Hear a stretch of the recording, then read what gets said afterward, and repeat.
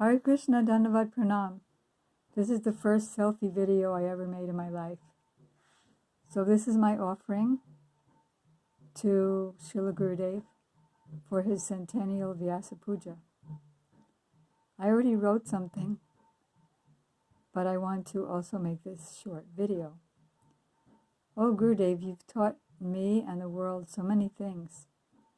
You put a spotlight on my Srila Prabhupada's books and words so that I could see them more clearly.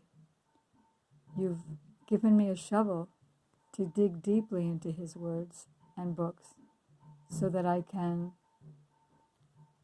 go into their essence with more clarity. And you've given me the key to unlock the treasure chest, the more valuable treasure chest within the treasure chest that is available to the world of Srila Prabhupada's books and words. So, how you've done this, I want to share some things. I want to remember in your glory just some things that you did. You taught us how to deeply perform arati, to follow the rules and regulations given in the scriptures for how to do arati, and at the same time how to go into deeper moods, into the more profound meaning of the arati. For example, you said that if we think that I'm doing the arati, then I don't hardly make any benefit. But if as I'm moving my hand, which is just like a robot machine, I'm thinking that Lalita and Vishaka, the gopis, are doing the arati. And you also said that when using the water, when offering the water, and then the cloth, the handkerchief, we can think either of Mother Yasoda wiping Krishna's face when he comes back from grazing the cows with water, and then drying them with her own veil to get the minerals and being scratched by the minerals on Govardhan and from the trees and things from his face. Or we can think of how the gopis, seeing Radha and Krishna just waking up in the morning and seeing the signs of amorous pastimes on their faces, use water and cloth to clean their beautiful faces and then show themselves to themselves in the mirror. And so many other things you taught us very deeply about arati. You taught us deep meaning of making an offering of bhoga and how to pray to Radharani to offer this bhoga to Krishna. It's just unlimited. I don't know where to begin and where to end of the depth of understanding that you've given us to go deeper into Prabhupada's books and words. And you taught us that Ekadasi is not a day, that it's Krishna himself, that it came from Krishna's right side, Ekadasi Devi, and everything that we see around us is all Krishna.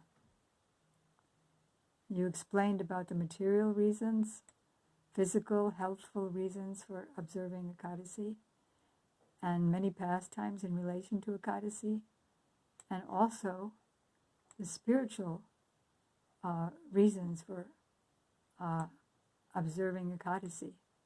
And you taught us what the real meaning of fasting or upavas is. Upa meaning near, and vas means living closer to Krishna on that day, when the same activities produce a greater result. I remember so many experiences that I've had with you in relation to the paintings.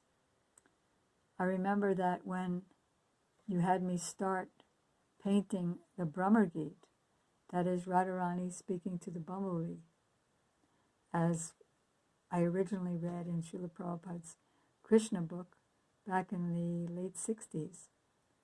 Now you asked me to do the painting. You explained to me that Uddhav has gone to the place where the gopis are lamenting in great separation, and Radha has become lean and thin. She's lying down. You were creating a picture for me. She's lying down or sitting on a lotus flower bed in a deep mood of separation from Krishna. A bee has come and is flying around her lotus feet, buzzing. You pointed out that what Prabhupada gave us is real. These pastimes are real, and the goal of our life is to enter these pastimes as a maidservant, an exalted, intimate maidservant of Srimati Radhika. You told me when you wanted me to paint the Brahma Gita that she's angry at the bee who's trying to take shelter of her lotus feet, which are certainly more fragrant than the lotus. She's telling the bee, don't come, don't come, don't touch me, don't disturb me. Some tears have fallen from her eyes, but now they're dried. And Lalita and Vishaka and the other gopis are present, and they're sitting by her side, consoling her. Uddhav, you explained, to make him somewhat far away, with his cloth around his neck, sign of humility, sitting on his knees in a prayerful mood. With folded palms, he's patiently hearing whatever Srimati Radhika is telling, but she doesn't see him. Then I asked you, are the other gopis also lying down, or are they just sitting and facing Radha? And you answered, they're serving the lotus feet, softly caressing them, and some are anointing her with chandan. Then I asked you, are they applying chandan while she's sandalwood paste while she's talking to the bee? And you said, they're trying to cool down her body, which has become heated due to her intense feelings of separation.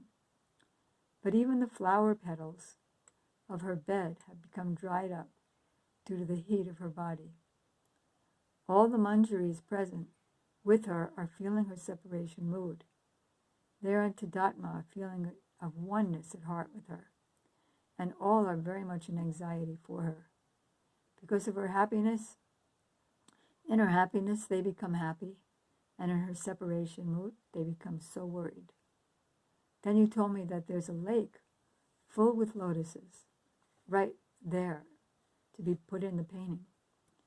And some peacocks are sitting on the branches of the trees, and some deer are also present. The only trees are kadamba trees, surrounded by creepers, and the forest is so dense that no one can see the scene from outside. Then I asked, so Uddhav would be hiding behind a tree? And then, in your own reverie, you just said, oh, one thing, the best thing I have not told yet. Here, Srimati Radhika is seeing that Krishna is in Mathura.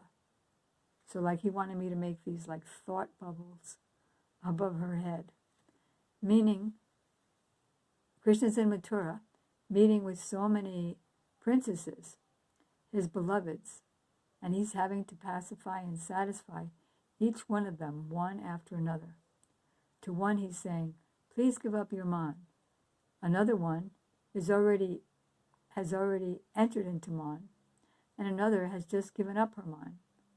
Radhika is seeing this with the eyes of her heart's emotions during her absorption in Krishna. So then I asked, should I make this look like a thought bubble? Gurudev said, yes, like a thought. This is a very, very good scene. Now you're engaged in all painting services. Make this idea very interesting and beautiful. So then I said to you, the painting I'm already working on is taking a long time. But when it is finished, and then he cut me off and he said, you can paint this one after finishing that one, but it's best that you make a sketch right now. Otherwise, you will forget what it should look like. I said, okay.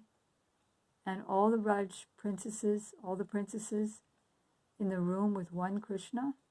Or will there be different Krishnas with different princesses in different rooms? So you said, the gopis don't see Aishwarya, so it should look natural. Radhika would consider that Krishna is going from one princess to another. Then the next day I asked, when I had some little sketch done, should the scene with Krishna and the princesses be in anyone else's heart, or only Radha's heart? So he said, you said, only Radha's heart, because she's the embodiment of Mahabhav, the most elevated devotion. Then I asked you, assuming that you wanted this scene to take place in a secluded kunj, I said, well, you said, Gurudev, the other day that the Jamuna River is also present there, or some lake, but you also said that the scene takes place in a kunj. Do we find that a river or a lake can be in a kunj? So then Gurudev said, I'm speaking about Nandagaon. So then about a week later, it was March of 1995, I showed you a sketch for the proposed Brahmagita painting. And I asked you, when we think of bees, we think that they are horrible looking in this world. So how should I make the bee look when it's flying around Radhika's feet?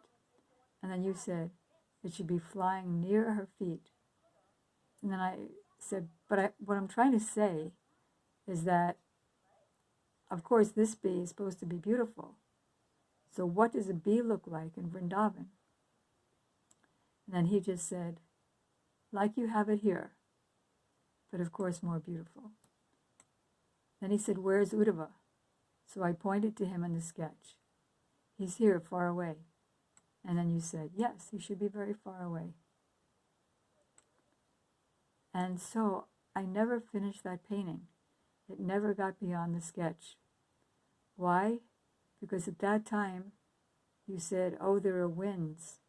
Again, this is 1995, March. And you said, oh, the winds are coming from Mayapur. Very sinister winds. And what happened after that, I was forced by my choice to follow authorities that I didn't believe in, but by tradition believed in. And then I left you for a year.